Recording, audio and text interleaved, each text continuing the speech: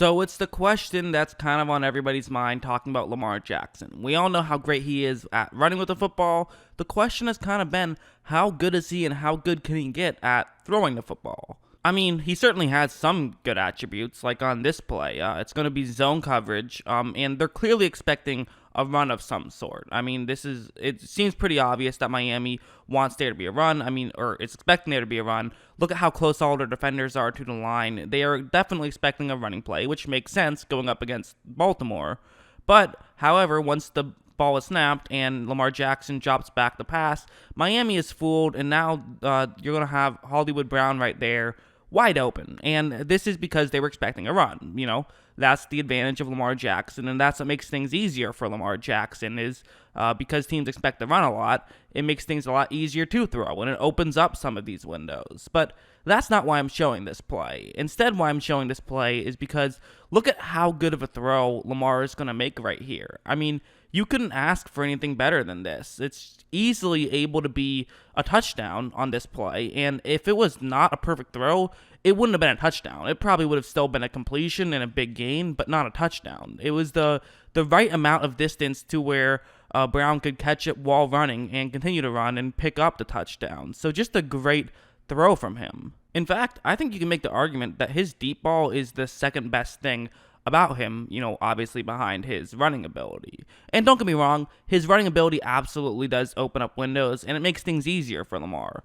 Like on this play, it's a cover 3 zone. You're going to have a tight end run out like that. So typically, if this was just a traditional cover 3, nothing else happening, well, then probably this would not get too open. Maybe it would get open for a bit of time in a gap in coverage, but it's certainly not going to get wide open traditionally. Now, if you're a regular team, you could just run play action, and that could help get some of the linebackers out of position. But with Baltimore, when they run play action, look at how well Miami defenders are going to get out of position. I mean, especially that one linebacker right there. He's literally past the line of scrimmage at this point because he was expecting it to be a run so much. He was trying to, crash in and make a play. So now there is a wide open gap that wouldn't have been there if it wasn't for Lamar Jackson's running ability, so he's able to then make an easy throw. So while this is a video about just Lamar Jackson's throwing ability, it's hard to totally separate the two because obviously his running ability makes him throwing the ball easier. While of course that doesn't, that's not the only reason Lamar Jackson was able to throw the ball well, it is worth bringing up those things because, when you just look at the fact that he led the league in passing touchdowns and had a passer rating of 113.3, it probably would have been lower had he not been so good at running the ball. So it's just worth mentioning that. And since this is a video about just him throwing the ball, I figured I should bring that up. So is Lamar Jackson accurate? Well, I mean, he's not amazing at it. Like this play, again, cover 3 zone. I swear these plays won't all be cover 3 zone. But after the ball is snapped, you notice that he has a player open. Again, largely set up due to the fact that their opponents, the Houston Texans, were expecting a run here. However, Lamar Jackson, he's going to make this throw, and he just makes it too high, and it's incomplete. Wasn't a disaster, but it definitely wasn't a perfect throw either.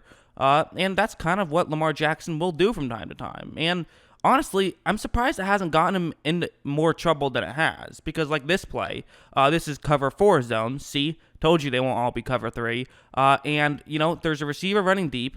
It's a play that maybe there could be some separation in a gap, but it's not going to be a big window on paper, and even in practice, it's not going to be a big window. There is a window. Lamar Jackson can make this throw if it's a perfect throw, but it's going to take a perfect throw when it's deep down the field, which is not easy to make. And so when Lamar Jackson does make this throw, it is just a bit off, and it was honestly closer to being intercepted than caught.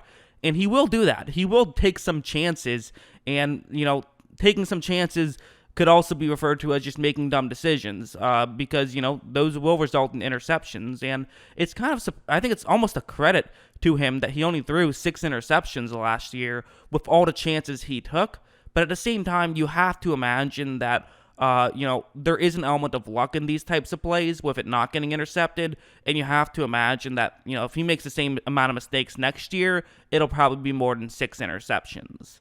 I mean, watch this one. And Lamar had a ton of plays like this, actually, where it's zone coverage. And what's going to happen for Kansas City is that they have 2 defensive linemen who are going to do a twist right there.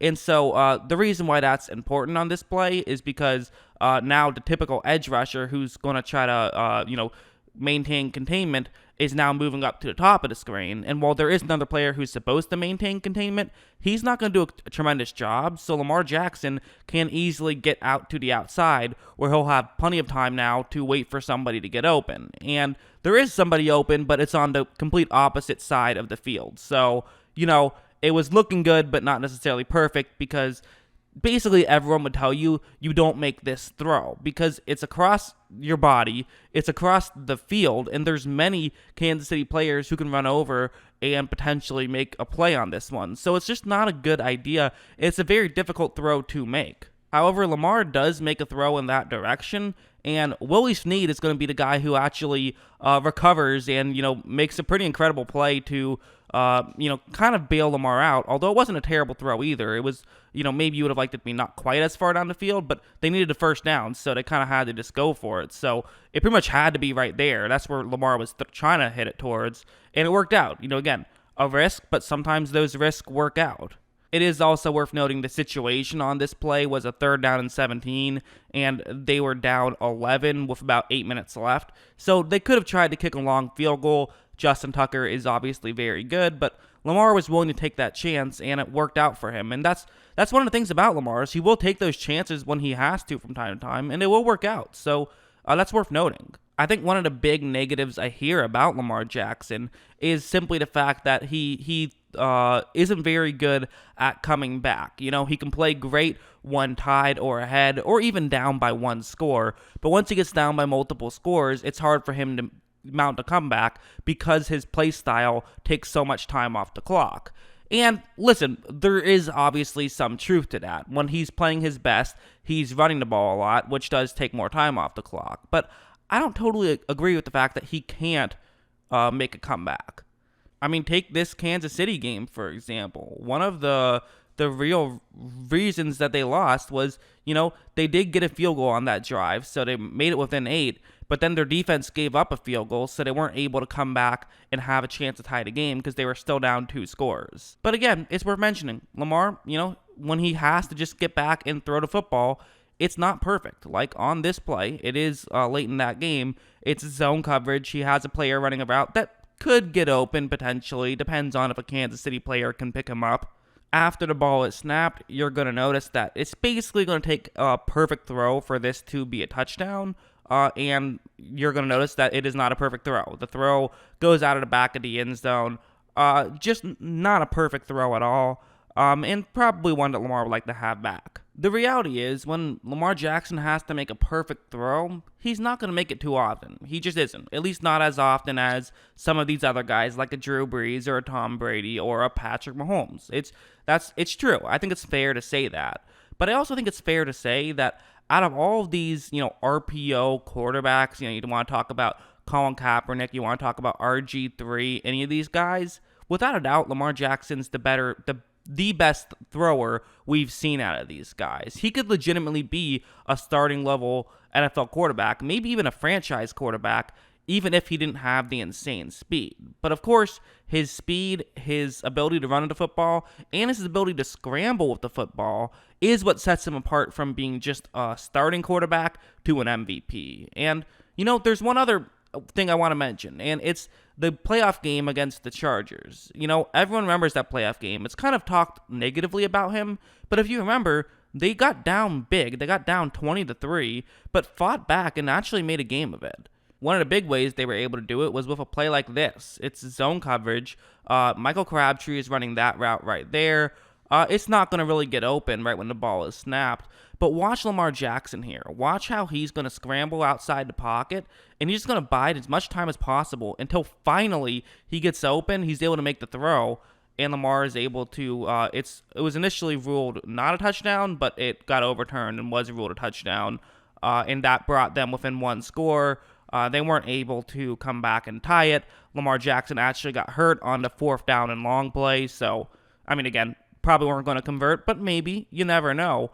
And he did a lot of good things in that game against the Chargers. In fact, in that game against the Chargers, I would say he definitely played better once he had to just start throwing the ball consistently than when he was just running the ball. And also, he was just a totally different quarterback then, too.